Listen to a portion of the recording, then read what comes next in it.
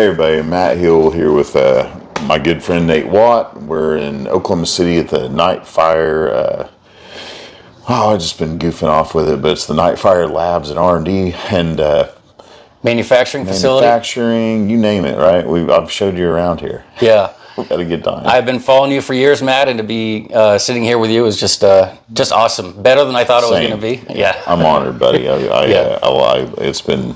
We joke around, Keith, he has that shirt that says, I met you online, stuff like that. It's just funny, what a neat platform and a world we live in where you find somebody that you're fascinated by, see what they're doing, and then all of a sudden you're connected and then able to meet in person pretty soon.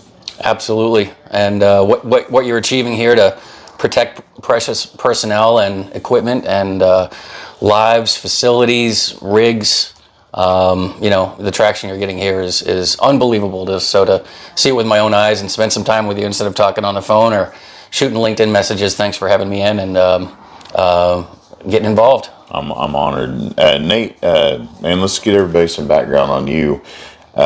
Where'd you grow up? Well, grew up my first years in Central Illinois, Danville, Illinois. Hi to all my friends in Danville out there on LinkedIn. My dad was a pretty noteworthy plastics engineer and became a noteworthy plastics business owner. And my first stop was in Illinois till I was 13. Then my dad moved us to Norway, Maine, then Central Maine, and he bought a business there called Norway Laundry. And Norway Laundry. Yeah, little town of Norway, Maine. And my first job was bagging rags for Bath Iron Works so that the workers could clean up what they're doing, and got me involved with industrial stuff at a very early age. So my dad was, my mentor to get me into the industrial world. Put me into school in Boston at Northeastern University, where I got my mechanical engineering. Prestigious. Yeah. It was prestigious and expensive. So thanks, Dad, for Thanks, Dad. Glad you did that. Yeah, and Mom for getting me through school. Couldn't have done it. And so I've always had a passion for industrial things. And you and I both have been involved with, we've seen bad things out there with safety and fires and things like that. And so as we get older, we care a lot more about safety. We're not. I am unabashedly sentimental now. And I truly want to, embrace as much of the safety culture as we can and protect people and our equipment and investments. As you noticed, I continually repeat it because I want it driven into not my own head only, but everybody. Like, hey, let's concentrate on making sure that we're all protected. And doing so, we guarantee the next generation, the possible future of, having the support of the investors to continually put out reliable and abundant and affordable energy. And that all pushes toward one goal, human flourishing. Absolutely. And just one small accident out there, a small one, can mean big bucks and hardship for a family or a community. And so with what you're doing, Stephen Knighton's doing. I mean, I got caught on board with him and his train. Right. And now I see all these, people doing it. It didn't take long to peel back the layers and you find, people to network with that are all like-minded. Like, hey man, I want to work with you. I want to work with you. I want to work with you. Like, what can we contribute? Right. What can we do together to help? Yeah. And Steve has that vision. He just keeps coming up with products, collaborating with great guys like you and the people that I met out in the facility and in the office here. The more products that we come out with to make things absolutely safe in the oil patch and shipping and transportation, warehousing, there needs to be as much innovation as we can find there. So as soon as I started to learn about you and what you all are doing here, I was very attracted to seeing if I could contribute. And it's good to be working with a couple things with you now with your vast community out there. Yeah, I networked with Nate. He discovered a really cool product, and I took videos of this, and so I can't put it all together on one video and put it out there. LinkedIn's got, I find very few drawbacks on the platform, but one thing is give me some longer, time to put videos together. Some of my video runs, 9.5 hours. And if we just had enough time, we would watch them all. But right. we get in and get some snippets, and so he's got these really great a product he's discovered, and I showcase it in other videos I take where it encapsulates the hydrocarbons and takes them out of everything. You can explain. You explain the product. Yeah, we'll get into the product. The way I should, but I did not grow up in oil and gas. No. And I love the way that you've yourself and the Oil and Gas Global Network with Russell Stewart. Hey, Russell, a good friend of mine I've met and worked with in environmental.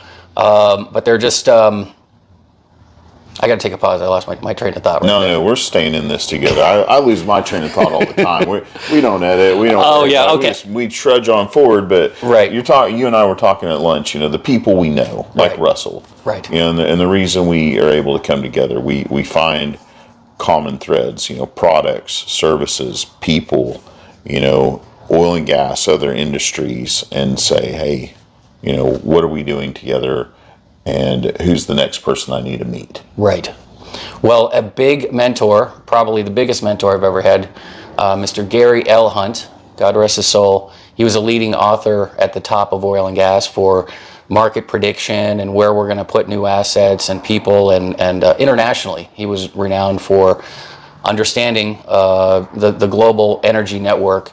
And he was the first person to start to educate me about what happens here in Oklahoma City, Houston, Louisiana, Pennsylvania, all around the world, and how little things add up to big changes in prices and availability.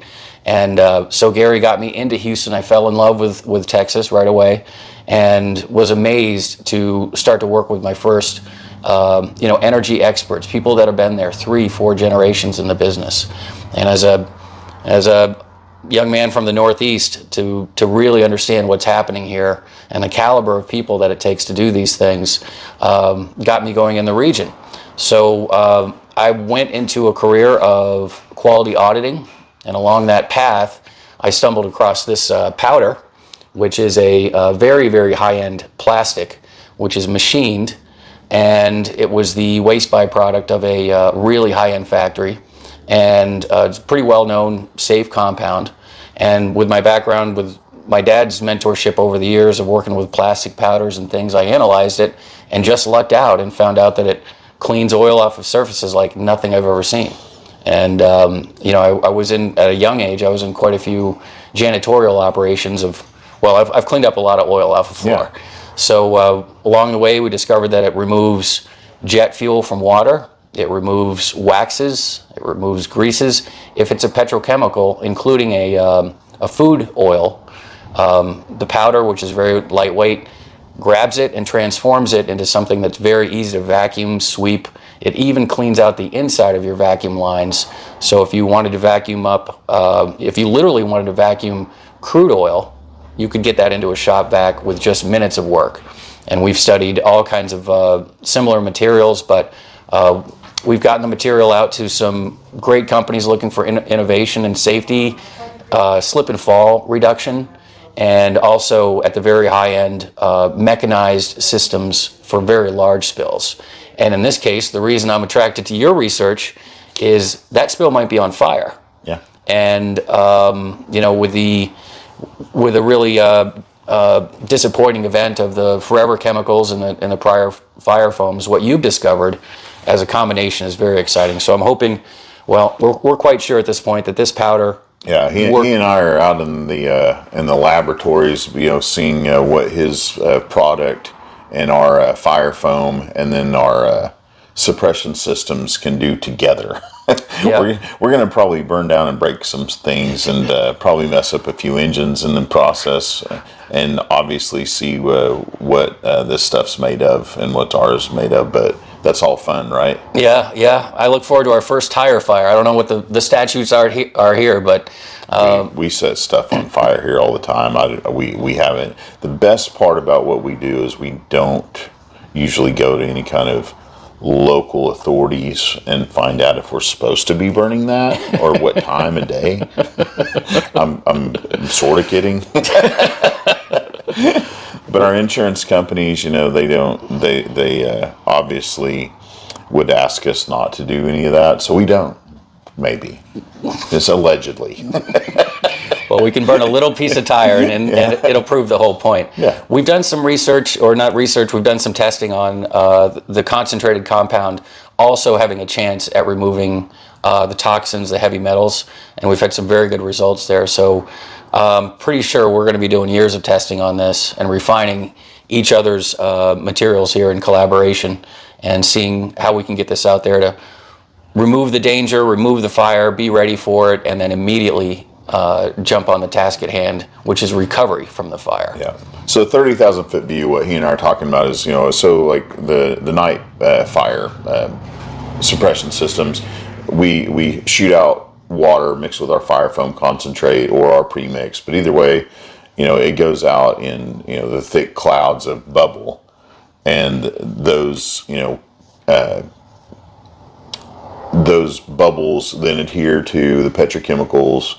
And, not only do we take away the heat and the oxygen, but then, we encapsulate the hydrocarbons and, take them away, right? Mm-hmm. So then those hydrocarbons, for those that are in oil and gas or outside but looking, they didn't magically disappear, the ones that we saved from being burnt up in a thermal event. So now they're on, the ground, say the pad of a frac site or the pad of a drilling site or, production tanks, whatever. So when they're, sitting on a site, well, then we need remediation. So this is a product for remediation. That's right. And we're going to capture all the hydrocarbons in that area. And it's really cool. I haven't got to see it all under the microscope how it works yet, but you see it, and it's taken every bit of the petroleum products and wrapped it up in a very manageable powder. Mm-hmm. And with something you said a year ago, it took me a year to get here physically. Things have been so busy. But I planned a whole week to be here and sort of stalk you and make sure that I could get some time with you. I wasn't going to open up that jar until you got here. I don't know what people are sending me in the mail. People send me jars of powders all the time, and I love you for it. I'm not opening that jar of powder till you're here with me, just because of some of the liberals I've upset on Twitter sometimes. I don't know until you're in person with me if you're willing to open this jar up and together as we're holding hands and mix it with stuff. If I trust you a little bit more. Yeah. And you saw it for the first time yourself. We took grease, oil, a couple things. We used the concentrate. We encapsulated that, and what fancy word for. We've grabbed it and made it manageable and pleasant to deal with. And for an engineer, I'm very appreciative that you're able to use the small words for guys like me, and so far you've dumbed everything down for me to learn. Thank you, buddy. Well, and let's thank Russell Stewart and family and community in Conroe, Texas, for, I didn't know what the word encapsulate meant when I flew down to Texas to follow up on some leads that we had some great companies looking at us very early for the big spills, the refineries. Yeah, that's what I love about this stuff, the scalability. I mean, you're talking about, and we did the little video, in the shop with, just some oil you poured on the ground, but we're talking major events out in the ocean with large tankers. I mean, this stuff can handle that too. They're in the news every day, and it might be on a frozen surface. It might, there's a million types of oil. The river that was, turned into a river of oil the other day. Yeah, and it's bad optics on our industry that we can, remediate right away. Right. With the right product. Speed to get there is everything. It's seconds count. And there are some great organizations like Spill Center, based out of Boston, but they have great leadership in Houston as well, and they help companies get out there and get after it, right away. So my competitors, we really don't have competitors because we love their products. We love the polypropylene.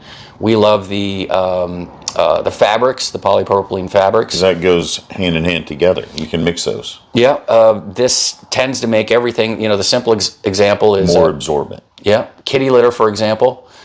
It's cheap, it's plentiful. Might not be great for the lungs, or actually we know that. There's carcinogenic trends with... I didn't know that. Yeah. One more silica. way cats are evil. Yeah, silica. But in every case we've ever done, we found that we work in combination with the environmental products companies that are already doing a great job. Ultratech and many others.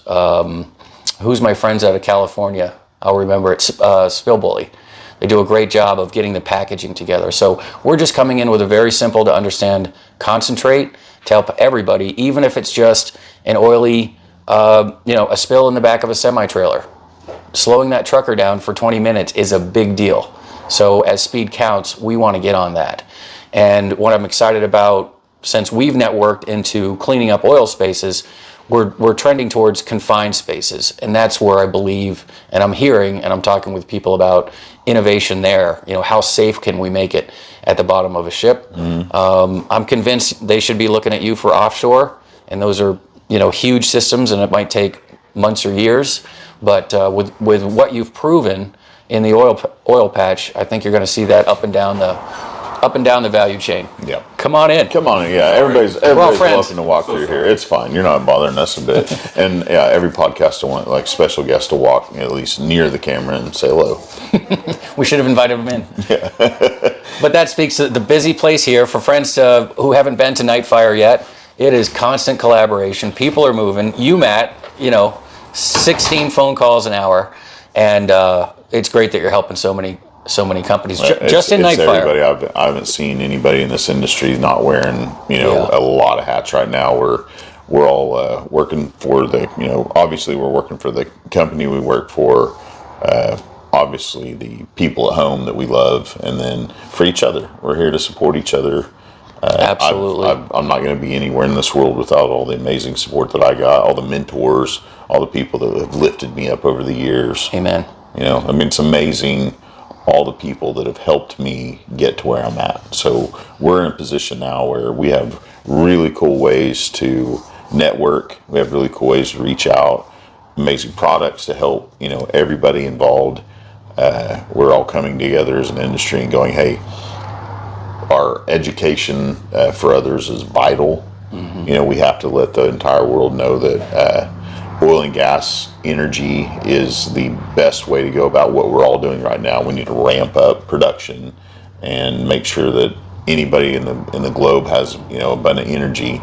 There's going to be environmental cost to that, but we as the best stewards of our resources want to protect the planet just as much as anybody out there that's saying rhetoric against us. Mm-hmm. And look at what we invent doing that. Mm-hmm. It's mind-bending how far we will go to make sure that there's nothing bad that we put out into the environment. Absolutely. A lot of my friends from the north, I'm a Texan wannabe or an Oklahoman wannabe. I just love the people here. I tend to love all people, but through these parts, they say, Nate, what are some of the biggest things you learned from relocating into Texas and seeing Texas City and the channel and being up here with all the support? And I haven't made it to northern parts of Oklahoma or Nebraska, but the ability for these communities and companies to move people, products, resources, technology, logistics from A to B and do impossibly difficult things to do. We're talking 10,000 PSI. It is something to behold. Or 3 miles underneath the ground. You start here and you drilled over there and you're doing it underneath the ground and you're using, pulses through mud and able to have, 3D glasses on the situation now. That's very cool. Yeah. It's not the old days of, just going out and drilling and not a lot of documentation. It's everything is tracked down to the nanometer these days. And I have the privilege as a ISO 9001 auditor to go out and work with companies supplying technology into the value chain and seeing what they've accomplished over decades and seeing how they're still pushing for massive improvements in quality, safety, retaining our wonderful workers, and putting food on the table. Well, that's what I wanted to talk to you about next. So your key role for me now that I want everybody to follow you, and you're going to have to put out more content, buddy. Yeah. I want a lot more people to understand what that is, and also how you can come and consult them about it. So 30,000 foot view of what the ISO does and is. Yeah, well, ISO 9001 is the leading management standard in the world. They call it the mother of all standards for managing a company of one person to, a Fortune 1 or 2. And, the basic intro is you can't ship a cardboard box to Boeing without ISO 9001. And I've been involved with the standard for 25 years. I got back into it. Auditors tend to get into it a little bit later in their career because they've seen a few things, they've failed, they've succeeded, and you go through a certification process to have the privilege to go into great companies and say, okay, this is your first year in ISO 9001, or you've been in it 25 years and it's all said and done. There's a whole range of hundreds of standards, from environmental, 14,001, cybersecurity, so there's specialized components, but ISO 9001 is the top one. And if I could say, probably the most, generic or in general, for any process company, be it a software company or these great companies that I get to audit and help them improve, providing parts and equipment and services across the region here. So it's a big job to go in and be the annual auditor there, but it's always interesting. It's always rewarding for both parties, right? You get to learn something, obviously, but they get the benefit of, like, man, this guy just helped us bring our revenue way up by eliminating waste. Right. When the audit works great, you can help them find some great things, fresh eyes. A lot of these companies don't let just anybody walk in. And thanks to my dad and my mentors and friends, colleagues, and families along the way, I've walked into, just like you, I've walked into thousands of industrial places, particular manufacturing. And I've lucked out on a few of my audits and had some suggestions that turned into some really great things for the company. And that's what drives me. That's what drives me to go out there and provide value. And I'm going to twist your arm to get us into ISO 9001 here. Yeah. But seeing what I've seen here, you're doing all the right things fundamentally. We've been working on it, and largely in part to just the leadership here and the management, and everybody on the staff is always want to continually improve what we do, because again we know that we're coming into a season of really being a part of something special. Like, hey, it's possible that every single oil and gas operation in the nation could be required to have fire suppression. So drilling, completion, production facilities, that might quickly come down the insurance chains and the API standards for everything we do. So companies like ours, and there'll be others that, I don't even want to call competitors, but partnerships throughout the industry. We're going to have to come together and do really big, important things together for not just providing energy, but keeping our people and equipment safe. So anything we can do with process. Mm-hmm. Well, and then back to Steve with his vision, the things you're producing here. Steve Knight, we're talking about, the guy that's in the other room, probably laughing at my podcast. The vision that he and his community and your community, because you've known and been friends and worked with Steve for so long, affordable safety, scalable safety, and the research on the foams and the products that you're bringing along. As a material researcher and nerd, when I say, hey, what are these guys doing? You're a nerd. That's why I love you. Yeah, I'm a nerd too. Sit around playing with powder and foam. Yeah. What does this do? So long after those videos, got taken yesterday, we were still goofing off with the products and seeing what they'll do. Yeah, we've only just begun. I'm not going to sing. I promised myself I'd never sing on camera. So to give an example for friends, Matt said something to me a year ago. It takes time because I'm not that bright. But Matt said, yeah, funny thing is when we put a fire on a metal structure, it is clean. We clean the thing while we're putting out the fire. And I thought about that, and I said, well, you're removing and transporting the oil into somewhere else. Now let's completely clean it, and then insurance companies, landowners, we can run as one of my customers says, the goal of a pristine operation, and that's what we all want. Yeah, and we were talking. A neat thing is we see technologies now where you can use the absorbent concentrate, and I mean, we challenge somebody to come up with the technology to pull all the hydrocarbons back out of it and reuse them. Yeah, we don't know what's next. We still haven't tried ultrasonics for that application, or heat. We've been a small operation bringing this. Can we warm this up and get all the to whatever temperature without burning it, and get all that oil and chemicals back out of it and reuse them somewhere else? It's pretty neat. I think we're going to do it. Yeah. We've been able to do. I challenge you to do it. You were in that lab looking at a microscope. I don't know what you can come up with next. Well, I will tell you one story. We had it shipped over to a leading laboratory for oil and gas in Scotland. And as you know, in Scotland, they know their oil and gas. They're pretty good at it. Yeah, they know. And they're amazing scotch. Yeah.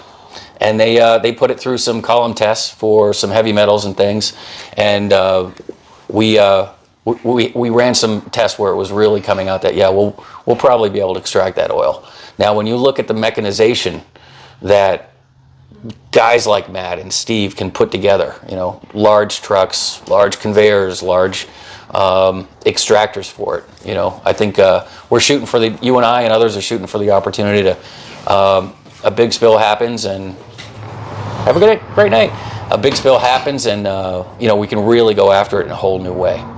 That's cool. I'm very excited about all the possibilities. When you show up, I'm like, don't go anywhere. We have all the people that you can think of. We need to write down. I'm going to stuff him into every possible way to be let's just have you as a serial guest, if you will. That'd be great. Have our serial co-host.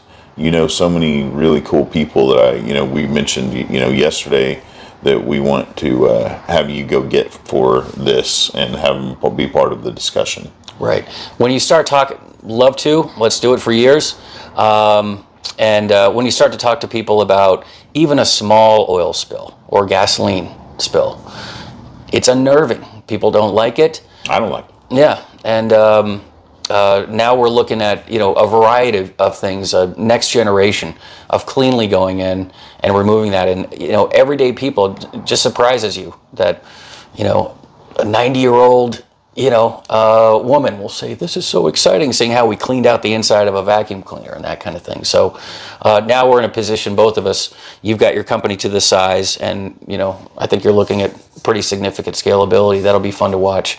And, let's keep bringing in the brainiacs and janitorial and safety and there's shipping. Every trucking. industry, every single person on the planet is touched by oil and gas in a positive way. Mm-hmm. Our resources have been vital in every possible way for humans to flourish. So, one more thing we're doing is saving the environment with what we do. That is made from petrochemicals. Mm-hmm. And ground down to soak up petrochemicals, right? Yeah. Like, does that not been your mind sometimes? Yeah, we might be able to figure out, the covalent bonds at play or something. But the concentrate that I was a part of discovering, I didn't develop it. I discovered it, and working with the manufacturers to make sure that we can produce refined elements for decades ahead. Just when you see it in action, it's a blast. So I'd like to put on my bucket list for the crowd is I would love to see you interview Mike Rowe or vice versa, because I watch his stuff. Mike Rowe's great, and he's Mike Rowe. If you followed him, he's been a part of Oklahoma Oil and Gas now for a little while. Wow. OERB, Mike Rowe, that whole team is partnered to bring about a lot of really amazing energy education, opportunities, and he's been putting out the videos along with the OERB. So hand it to OERB and Mike Rowe, people like that have a interest in making sure that everybody understands what we do.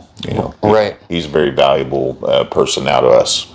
I was watching Mike Rowe until midnight the other night, cleaning up sludge, oily sludge underneath our cities. And we know our powder will go in and break that up. We do know that right now. So we'll try to get some samples out to those people down under the city streets, all the way around the world, as Mike shows.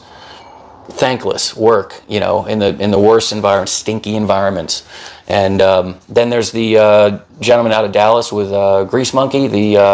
He's I know. Well, Yeah. I wish my brain worked just like that. I can't remember his name at the moment, but he's a former fireman. Right? Oh, Yeah. wow. Yeah. I definitely want to talk to him. Yeah, he's a former fireman, and he's done well with his influential career, and he's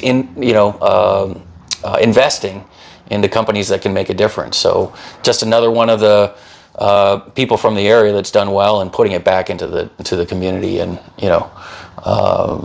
it's an honor to be here with you, brother. And thank you for. I told you these things go fast. How does, and as I said, you're going to be forced to. I'm going to twist your arm and be a serial guest on this thing. But sure. How's all the ways that people can get a hold of you and support you and what you're doing with the product there and the ISO 9001? I want everybody to become ISO 9001. There's a good beginning. There's a goal this year. Yeah. You're gonna have a lot of work. How many companies are in Oklahoma City? Yeah. Can you handle all of them? No, I can't. I work for larger companies, and it takes takes an army to do that, the scheduling and everything. But yeah, ISO 9001, 14,000. It really is paying off great rewards. To have companies interoperate, and know what each other are doing. So sure, anybody have any questions about quality management standards, ISO 9001? Feel free to message me directly. And get you lined up with some great resources. As far as the concentrate, what's your email? What's the best way to get a hold of you? Email? Yep. What's that? It's Nate Watt at NEOSafe. Nate Watt at neosafe.global. Okay. And Nate Watt, neosafe.global. Yeah, we'll put it at the bottom of the screen. And I found a really great distributor out of Michigan that has 50 years in distributing the finest lubricants, anti-seize. They know petrochemicals. And Deb Hardy is president of the company. They've formed it as a woman-owned company, which is inspirational.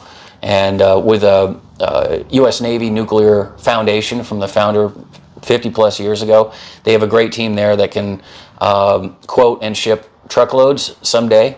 And working with them on similar research, they make the world's best anti-seize, in my opinion, for nuclear power plants. And that's coming up. We need all forms of energy. Yep. That's coming back, or stabilized, or they're making smaller and smaller plants. Or fusion now. So I was with a great speaker last week at the API Oklahoma City. Mm-hmm. Mr. Stice spoke to us, and he was showing us how they fired a bunch of lasers at a piece of hydrogen. Mm-hmm. And got more energy back than they put into it. Yep. He was there when it happened. Wow. And then they're able to repeat that same experiment over and over and over again now. Mm-hmm. Now, if they just pick it up and be able to do it faster, then we have a fusion machine and a fusion energy source. I love it. I hope it happens, but I'm still a fan of the internal combustion engine for all its benefits. At least 50 years of that. Moving forward, let's all face it. The R&D behind the alternative energy sources are interesting. It's fun to go play with and promote. But for now, for the time being, 50 years of oil and gas is going to be needed. So let's all pitch in and work really hard together to make sure our lights stay on. And one thing we have to do is get to the problem of the batteries in the cars burning at 3,000 degrees and grabbing the toxins. It's bananas. Fire departments are overwhelmed. Right down in Spring, Texas, they expended 100,000 gallons of water, or for one. It was a month of 500,000 gallons of water for one car fire. Yeah. And so Steve Knight is passionate about that as well. So we're working on, what's the next fire suppression system we can work on? And of course he's like, well, everybody's going to be doing the electric cars and they're burning up in people's houses. So you can imagine in the middle of the night, you and your children in your home, and all of a sudden your cool new electric car that's being forced on you in some of the states are burning up your home and threatening your children. That's terrifying. So maybe we can come up with a fire suppression system for things like that. Let's run some trials on that ASAP, because it's happening in dumpsters, on airplanes, with the laptops, and water doesn't touch that stuff, and that's why the whole world is rooting for you guys and your partners and your community to come up with, okay, we have a lithium battery fire, let's contain it and let's get the toxins out of there, because it's plenty toxic when that happens. Well, wherever you're at, whatever you're doing, stop, reflect, think how you as a human being can, do better, take care of the people around you, take care of your bubble, take care of yourself, take care of your family, take care of your friends, neighbors, and our industry, right? Keep guys like this. Keep paying it forward, because we sit on this, great friend of mine, Wasim Jazzy down in Houston. We sit on the shoulders of giants, and let's keep going at it, paying it forward, and seeing what we can do. There we go. Love to hear from you, and special thanks to you, Matt. And we captured 3 or 4 hours of great, simple little cases. And yeah, you can count on me to bring in some great mechanized partners to pick up a lot of stuff quickly if that's what people want to do. I do. All right. ISO 9001 and show them this. There we go. Available with Huron Industries out of Michigan. Deb Hardy is the president there. Great lady and group. Just order it through him and his email address. we'll just blow you up today. Yeah, be in touch if you have a specific thing you'd like to know if it'll work. Candle wax, yes. Jet fuel out of water, yes. Helping you pick up an oily sock underneath your machine shop, yes. Back of a truck that has an oil spill, happens every day. Or millions of gallons of fuel in a water supply. Yeah. I mean, there's no end to it. It's so cool. I'm so impressed by your discovery. So very Appreciate cool. it. Appreciate it. All right, I'm going to get him out of here. Take care. God bless. We'll see you next time. Bye-bye. Have a great night.